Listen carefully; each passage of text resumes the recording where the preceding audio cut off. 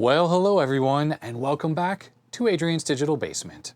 On today's video, yep, it's another midweek mini mail call. Trying to work my way through these mail call items. I think this one should be relatively mini at least, not like my normal maxi ones. So anyhow, without further ado, let's get right to it.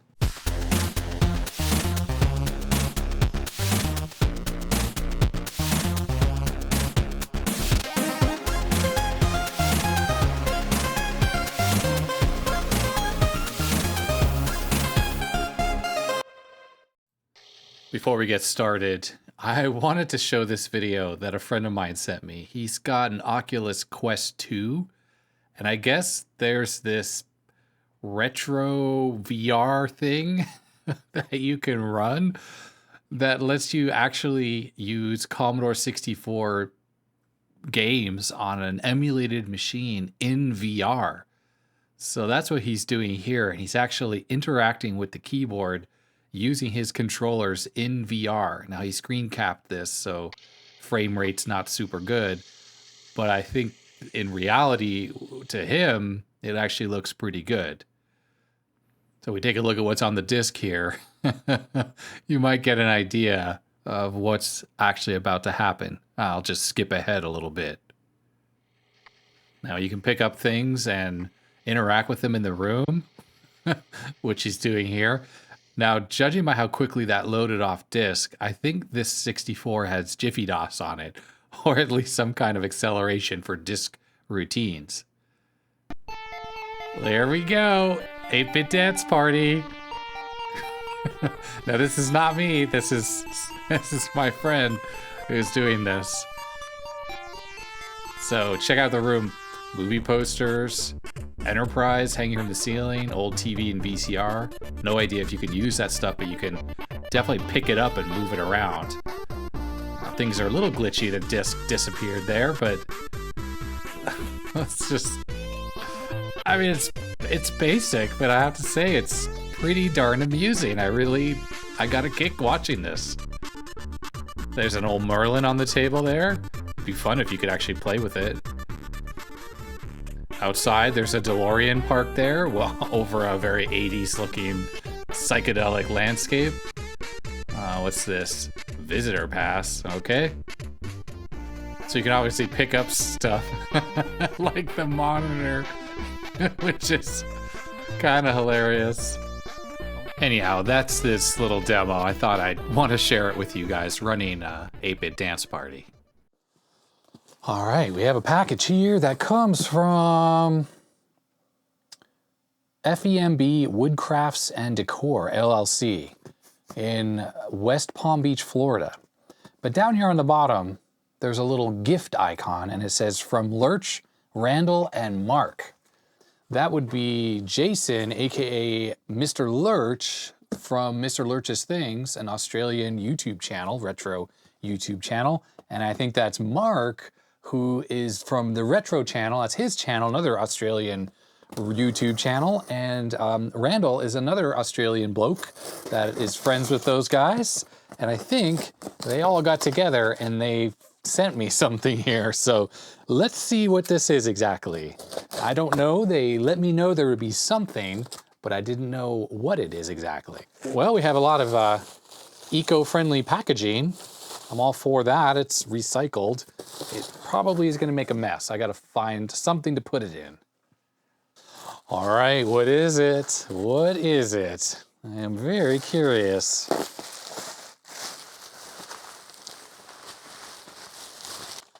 Okay, so I haven't opened it yet. This is it. We're seeing it together here.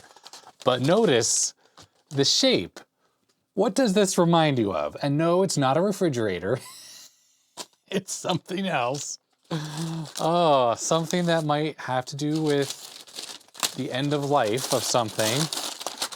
Oh, wow. Would you look at that? It's a coffin, and it says dead parts, RIP. That is really, really nice. Dead chips. Okay, right. And there's a letter inside or something. The inside is nice red felt padding. Now, if you regularly watch my mail call episodes, you might have seen that I actually got a dead parts bin, which is right here. And this came from Maggie, and she made this herself. Has a picture of Rammy here, and it says dead parts tell no tales.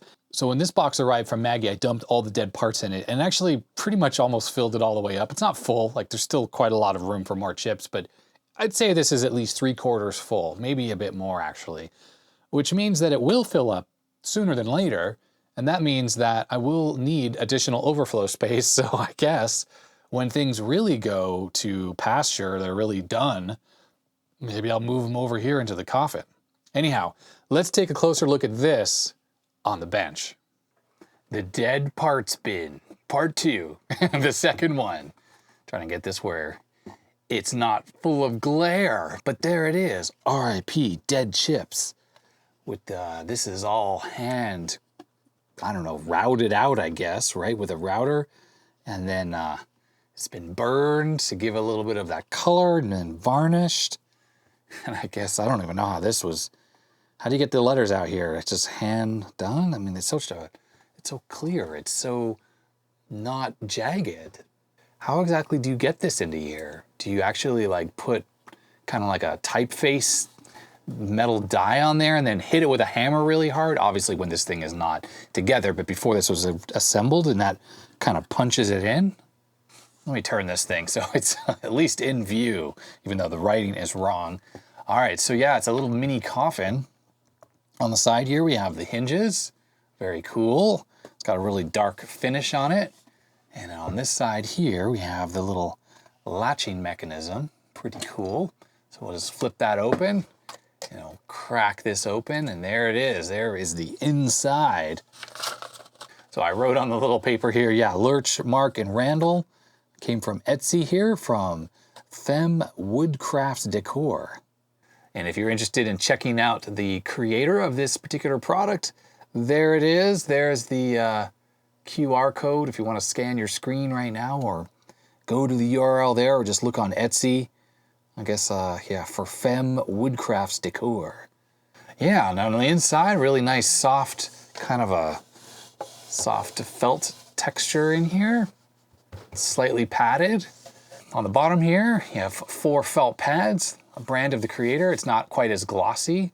I'm gonna need to put some pads on this side here so I can stand it up. Because obviously right now, part of the problem is it's quite large on my desk. Here's my rather large cell phone in comparison, my OnePlus 7T. I could fit a whole lot of old phones inside this case. So it's pretty darn big. Here is a air compressor can. Here is a solid state hard drive, 2.5-inch hard drive. And here's a Palm Pilot. There you go. Some different sizes there.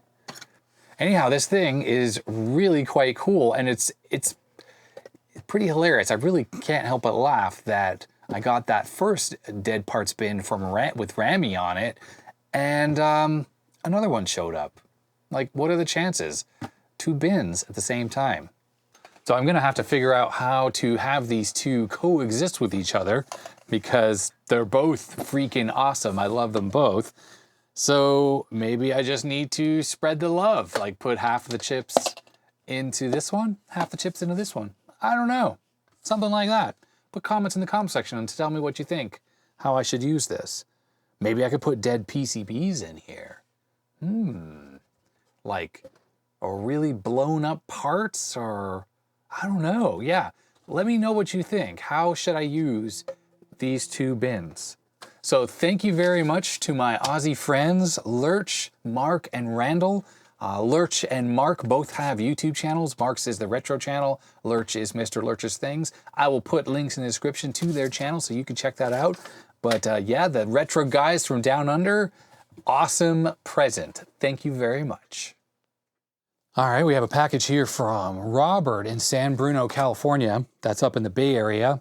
All right, well, right off the bat, it appears that he has sent me a big, massive collection of dip ICs. Look at this. This is amazing. It looks like a docking station for a Palm Pilot maybe, or something. Look at all these ICs. We have another slew of them here, and even more. Wow. Some of these are probably relatively old, a ceramic package of some kind. Can't really read that without my goggles on.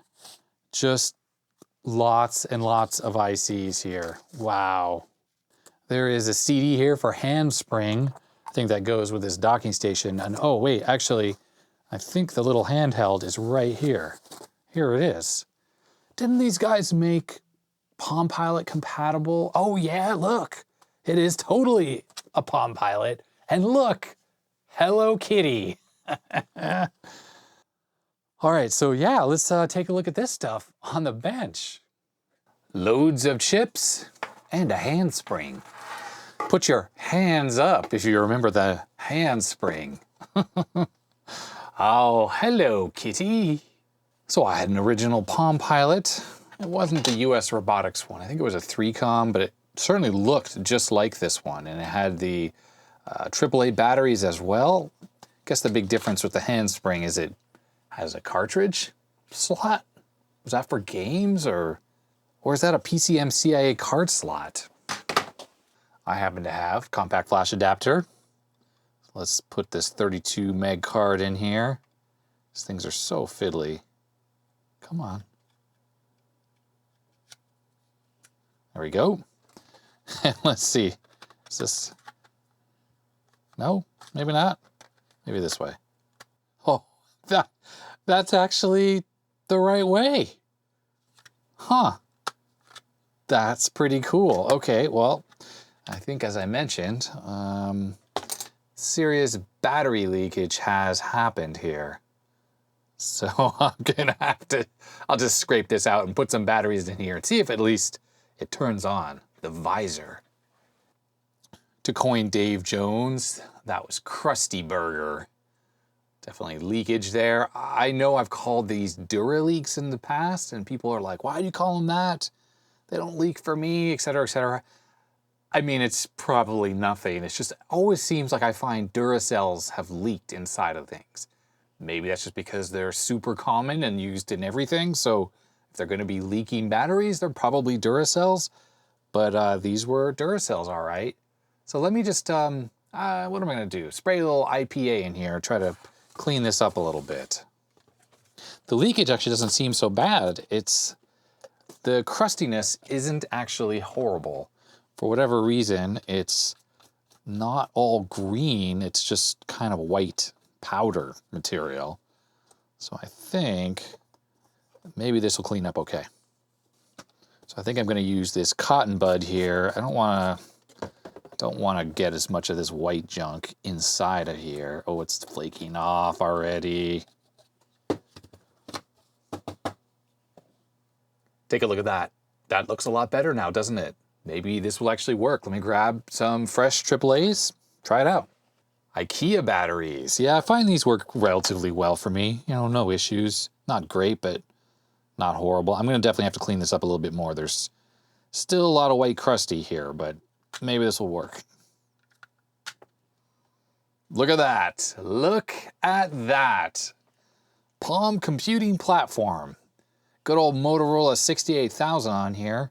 Let's see, there should be a stylus here. Oh no, the screen's got lines in it. Does that come across there? Look at that, vertical lines. What a shame. So you have to calibrate. One more in the middle. And there it is, the Palm Pilot. The thing I liked about my Palm Pilot, I had one very similar to this, like I said, it certainly had the same form factor, very similar form factor, except it didn't have the card slot. It lasted a really long time on battery. These AAA batteries in here, I just keep it in my bag and I used to store all my contacts and notes and stuff on there. So I need to look up someone's phone number. It was in my Palm Pilot and the thing just worked. And because they were AAA, I had that thing for years and years until I got my first mobile phone. It was like a Motorola something or other around 1999. And then I used HotSync to synchronize this into the computer and then that into the phone. So to be honest, there's probably names and addresses in my phone today that probably got typed into my Palm Pilot, synchronized back to my PC, and then have been synced into phones ever since. Okay, so I wanted to see if the lines were corrected by twisting the case. And sure enough, if I twist it this way, it looks completely line-free now. That is really cool. And of course, this thing is super responsive. So let's start a new note. So let's see how good my graffiti is. Let me zoom in. Enhance, enhance. New. Oh boy. New. For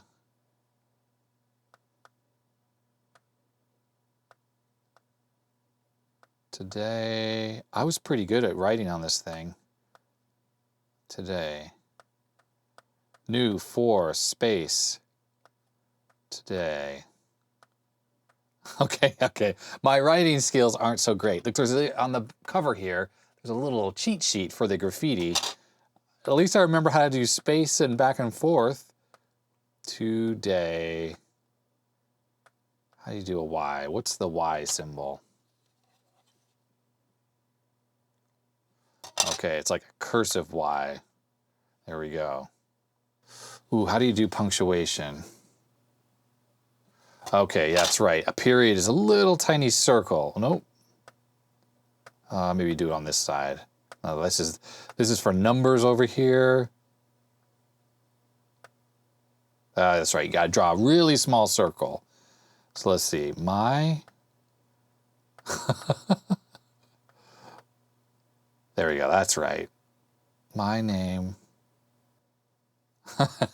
There is an on-screen keyboard as well, which if you're not good at the graffiti, that does help. I got really, really good at graffiti though, and I didn't actually need to use it.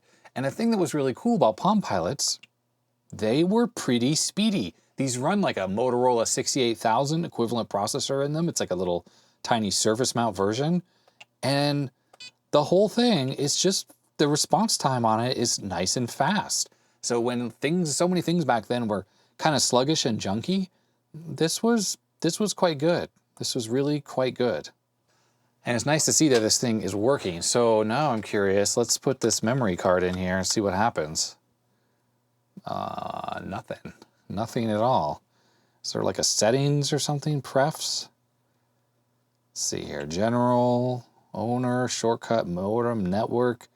Maybe this was really for network cards, like plugging in a modem or wireless card, things like that. Because this does have network here. Username, password, phone number. Yep, so this could do dial-up, modem, 56K modem. Yeah, it probably had very limited support for plugging in cards like this. So besides the clear plastic iMac color scheme with the clear plastic on the back, and the Nintendo Game Boy had a similar thing going on, nice metal stylus. You can, of course, use your finger on the screen, but for precision, you want to use the stylus. Has a nice little slot right here that it goes into. I brought up HotSync here, which you combine with this clear base station here. You put the thing in it like that. And this is a fancy one with USB. I had an older Palm Pilot that had serial only, so 9-pin serial. So while it's not busy with that, you can turn this off and on pretty quickly. It's nice. It just instantly comes on. I think there was a way to put a password on it. I seem to recall I had a password on mine. But yeah, look at that. You just push that button and it's like instantly ready to go. No booting up, no nothing. Standby time is really good. It's very long as well. Yeah, I mean, overall, I really like this thing. Oh, it's probably got a light on it. Let's see. Does it actually light up? Okay, so it actually does light up, but it's sort of an electroluminescent screen, and it's so dim, it's not really possible to see in the camera. I held it under my desk, though, and I could just make out the green glow of the screen, and you held down the power button there to make the light turn off and on. So yeah, this thing works exactly like the Palm Pilot I had, and even though this has this plastic cover on here you can clip onto the front with the Hello Kitty, keep the screen from getting scratched, this case here has also a hard material in it. So if you slide this into it like that, it is pretty protected. And I remember my Palm Pilot, I had a similar leather case like this for it, which I did keep it in. And it did the trick. It never got broken, and I used to just throw it into my bag when I was done using it. I'm pretty sure it does not automatically turn off though. It does? Really? Look at that. I guess there's a magnet or something in the case, because that turns off automatically. Let's see if I can see when that happens. Maybe that's just a fluke, because it doesn't seem to be doing it now. Okay, I think I was just pushing the power button. Like the way I was holding it. Is that...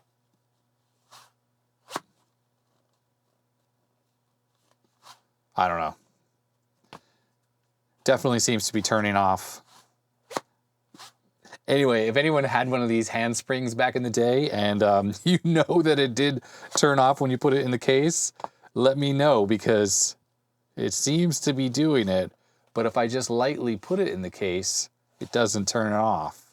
Anyhow, I'm gonna go grab some vinegar and I'm gonna try to clean up this corrosion, because I would like to have one working Palm Pilot. I don't have any, so this is actually excellent that I have this. This is pretty cool.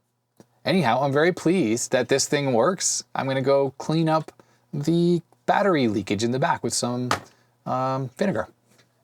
Okay, next up from Robert is the massive plethora of chips here. There's just so much. This is amazing, simply amazing. So he has them pretty well organized on here. So let's just take a quick look at what's on here. Enhance, enhance. Yeah, if you watch South Main Auto Eric on there, on that channel, he does that. I have to say, it makes me laugh every time. All right, so these EPROMs here, these are all Intel 2732s. Now, if you think about 2532s or chips like, say, the character ROM on the 64, I think that's a 32 kilobit chip, which is what this is. But unfortunately, this has, I think, a different pinout. Actually, no, it's not compatible. So the chip in my left hand is a 2532, TMS 2532. This is a compatible pinout to what's on the 64. These Intel 2732s, same number of pins, but I don't think it's the same. I'm gonna have to go look that up. Next up, we have some 82S129N. So these are programmable ROMs, PROMs, basically one-time programmable chips. Very fast, used in the old days. EPROMs, of course, are erasable. These aren't. So these usually have very small amount of storage in them, like 256 bytes, something like that. Not quite sure what these are. One of the issues are they're not erasable. Once they're programmed, that's it. So these have these stickers on here, and a few of these are missing. I'm assuming that these have been used. There aren't a lot of programmers out there that can program these, but I do have a Data IO 2900 and it can. So I can actually read these out and see if they are blank or not. Here's the Data IO 2900. It's a rather large EPROM programmer, has a floppy drive on the front, which I've installed a GoTick into, and this sled thing here is removable and you can put different ones on it. I happen to have picked up one of these from a local recycler here in Portland for next to nothing, and really made me happy, because these things are not common and not easy to come by. It just needed a recap on the power supply, which had leaked, but it works fine now that I've recapped it with some corrosion or whatever. And yeah, so this thing can program so much stuff. So I'll be having to show this off a little bit more in the future, but I can definitely take these 2732s and I can read them and write them in this thing, but I can also program and read these PROM chips. So if these are blank, I can program them in here. Now, what am I gonna use these on? I haven't the foggiest. I don't think I have anything yet that needs these. Although I think I have one little converter board that uses one of these.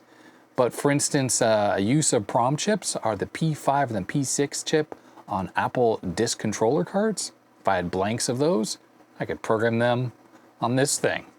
Anyhow, let's pop one of these in here, see what happens. All right, so the 2900 has booted up. Yes, it uses serial. It does not use Windows software. You can use Windows software, but you don't need to. You can do everything from the unit itself over serial port. It's pretty awesome. Do we want to select a new terminal type? No, we don't. All right, so I have the device list file up here because I need to figure out who makes this chip here. So it's an 82S129. Here it is. So it's under Philips Semiconductor, and it's a 16-pin DIP, as we said. So if we go back to here, let's look for Philips. There it is, 18. And then these are all the devices here, 82S129, it's 37. I need to switch floppy disk, looking for algorithm 4 disk.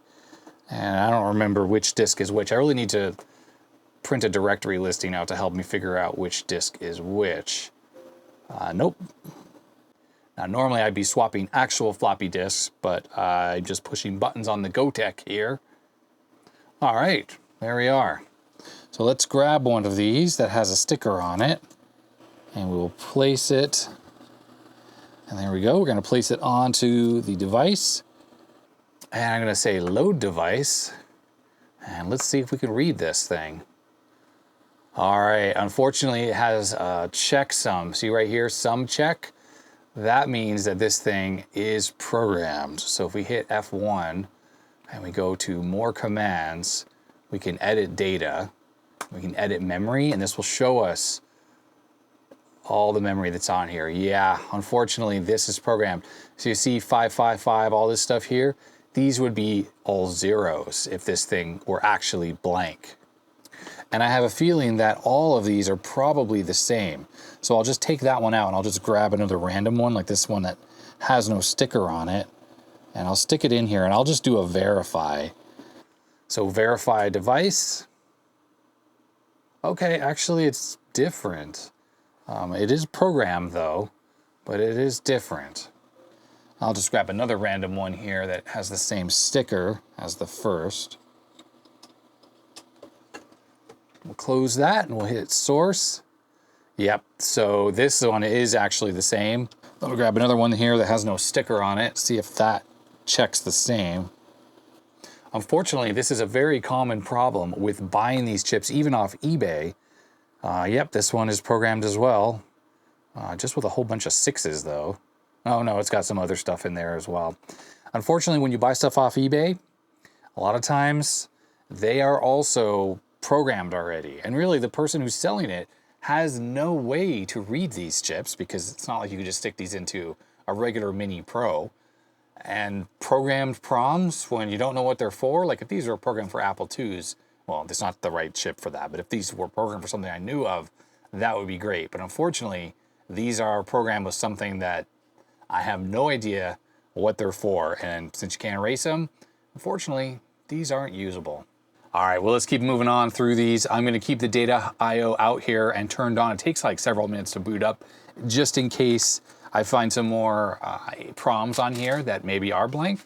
So let's keep looking through.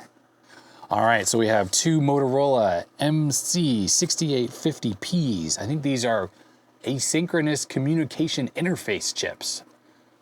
All right, moving down the line, here's some static RAM. These are 2114s.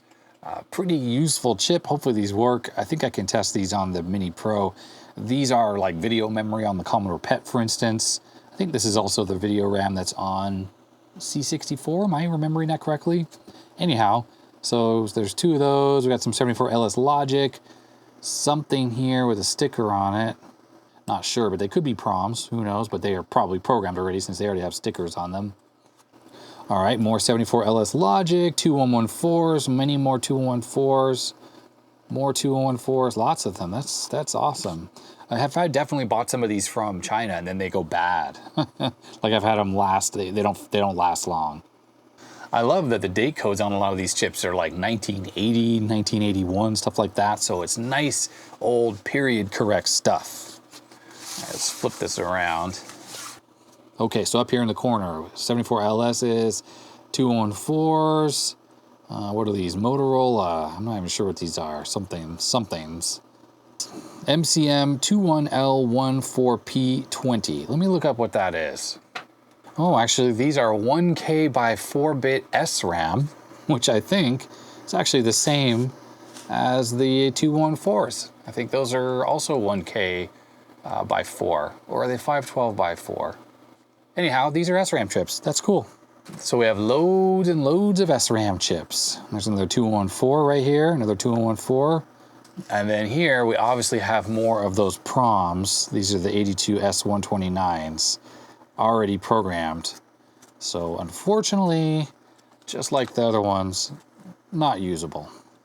Okay, this next row here, we have more LS240. This is a 373 latch, which we've had lots of those. Very useful chips. Another SRAM chip, a 244 SRAM, 240, another latch. It seems to just have a whole bunch more of those chips. I will point out any that stick out as being different. And so far, they all look the same, which is not a bad thing because those are all quite usable chips. We have more SRAMs here, more 240s. This is probably another PROM. Yeah, so all this stuff here, there are other PROMs like these or these EPROMs, or a handful of different 74LS logic chips, and then that SRAM. Cool. Okay, moving on to the next sheet here. So let's see, what do we have going on here? 2764s, okay, and an AM2764. These are TMS parts. Now, I think the 64s, or at least 2764s, are all cross-compatible. But it was the 2500 series, where that's where things weren't all compatible with each other. So like a 2532 from one manufacturer or a 2564 from one wasn't the same pinout as a 2564 from another. So all of these should be completely useful here. And here's a one-off EPROM. This is a HN463716. So this is like some early 16 kilobit chip here, EPROM that is, made by Hitachi. Nice ceramic package with gold legs. Very beautiful looking chip. Probably is readable in the data I/O or writable, but who knows what this would actually work in. And yes, I just looked up this chip on the file here, on that big text file, and it's definitely a supported chip. Next up, we have these chips here, DQ2816s. I can't find these. I find other 2816s, but I can't find this exact part number on the data I/O list of supported chips. These are probably like an EEPROM, or electronically erasable programmable read-only memory. Of course, you can program it, but yeah, anyway, so that's probably what these are. Next to these, we have 3 Intel 8088s-2s. So these are 8 megahertz parts here, and they're all from 1986. And of course, they're made by AMD, and here are more of them right here. So yeah, AMD's logo there. So these were licensed to be made, and we have 4 more, so a total of 6. A couple more of those DQ2816s. A few more of the EPROMs, which are the 2764s, and then 2 more processors. All right, and then this appears to be an 8080 processor, which is quite cool. I don't have a single one of those. What are these used in? Like the MSI 8080? That machine uses it, stuff like that. And here's an Intel 8238. It's probably something that goes with that. Like it would be some I/O controller chip or something like that. We have a couple 2716s as well. They're definitely supported in the data I/O. And then down here, we have some Hitachi 6264s-10s. I bet you these are SRAM chips. And indeed, Hitachi calls these super low power, high speed SRAM chips. They are 64 kilobit times 8 bits.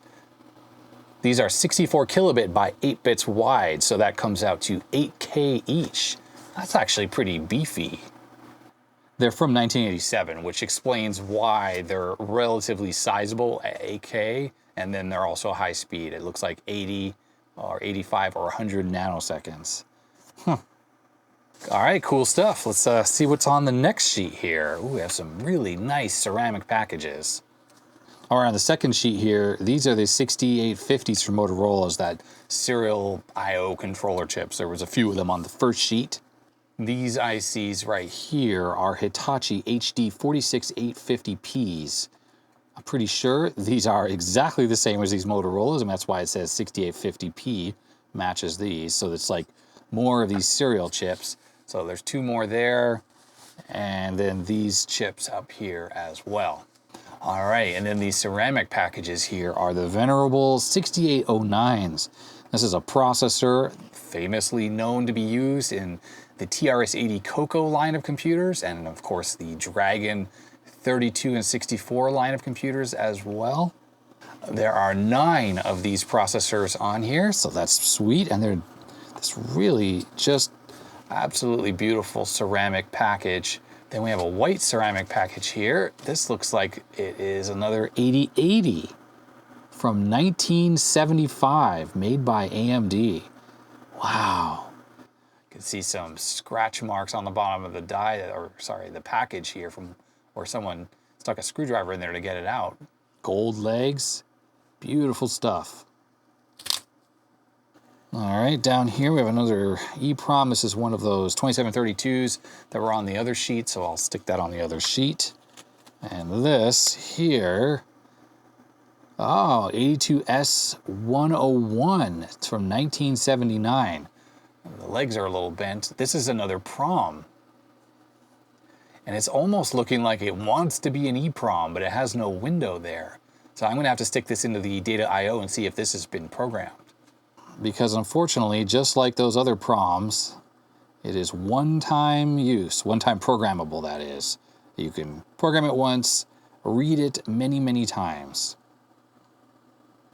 I know people kind of cringe when I use these needle nose, but what I really like about these needle nose is they don't have texture on them. They're flat and smooth on each side there, so it doesn't leave little marks on the legs when I straighten them out. So I'll drop that in the data I/O, like so. And looking at the part list, 82S101 is also a Philips part in the database.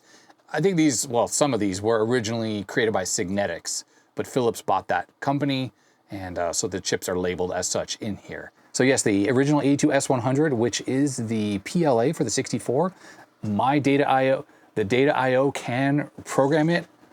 It's right here, A2S100. The data I/O can read it and write to it and program them, which is pretty cool. So I do have a stash of blank Soviet clones of the A2S100, and they absolutely work and are programmable on here, and I can just make fresh PLAs that are exactly as good as the real thing. But A2S101 is right there. That's obviously the next version after the A2S100, I guess. And let's just see. Oh, there we go. Just load it right up. Operation complete. Unfortunately, it's got a checksum. So who knows what this is? Let's go back to the menu and edit the data. Edit logic. Okay, so this is actually, it's not just, yeah, it's like a logic map. So this is not just so code, you can program it. This is actually telling it how to connect the logic together. This is a programmable logic device. And there's the map with all those X's. So unfortunately, this chip is programmed. So I should probably mark it as such. Maybe on the bottom here, like, what do I write here? Used? Or I'm just gonna put PGM apostrophe D. So unfortunately, it's unusable. Not that I know where to even use that, but still would be kind of cool if it were blank, but oh well. All right, so let's see what the rest of these chips are on here. This looks like it's DRAM, 64K. Yeah, stuff like the Commodore 64 would use, actually. So a lot of this like MOSTEC memory, Mitsubishi. Yeah, quick glance, all of this is 64K RAM. Perfect for fixing Commodore 64s. So yeah, this stuff looks like it's pulled out of some machines at some point in time, and There's a nice assortment of chips here. I will certainly be set forever for the rest of my life for like 8088 processors and these Motorola asynchronous serial controllers. Where are they? Down here on the bottom. These things. I have enough of those to go a lifetime, not to mention these 6509 processors as well. Oh, incidentally, while we've been talking, the handspring has sort of dried out from my cleaning. Definitely looks a lot better there now. I put a bunch of vinegar and made a lot of bubbling going on, and then I flushed it out with 99% isopropyl alcohol to get that vinegar out. So I'm assuming this thing still works. Let's just give it a quick test after the cleaning. There it is. Palm computing. Still works. Excellent. I will, of course, not be storing batteries in this thing when I'm not using it. So there we have it, a really cool assortment of old chips and a Palm Pilot, a handspring. Thank you very much, Robert, for sending this stuff in. And with that, we're gonna end this mail call video here. Wanna thank Robert again for sending in those chips and that Palm Pilot. And then of course the Aussies, Randall, Mark, and Lurch for sending me that awesome dead parts bin, part 2, or dead chips that is, doesn't say dead parts, the dead chips bin. Now, I know I've said it before, but I want to say it again. I just want to thank my viewers for sending in all these amazing mail call items. I apologize that it takes me so long to get through them, and I've been having to decline a lot of items lately just because the backlog is real. The backlog is a serious problem. And I feel a bit guilty not making videos, you know, quickly about the stuff that people send in. So sometimes things sit around for a while, but don't worry. I try to keep everything super organized in these storage containers, parts labels, things like that. I have a spreadsheet up on my computer behind me to help me track which things have been turned into videos and which haven't and stuff like that. So that's how I handle it. Anyhow, so thanks again to everyone who sent stuff in. Of course, thanks to all my patrons who have been supporting the channel. You'll see their names scrolling up the side of the screen. I can't thank you enough for supporting me. It's pretty amazing. If you want to become a patron yourself, there's a link in the description. Of course, yeah, I think comments down below, you know, all the usual stuff. Subscribe, thumbs up, thumbs down. Check out my second channel. I have interesting stuff there. I like to think it's interesting, at least. It's doing pretty well too. The videos there, people seem to be enjoying them. So if you haven't seen it, don't forget to check that out. And I guess that is going to be it. So stay healthy, stay safe, and I'll see you next time. Bye-bye.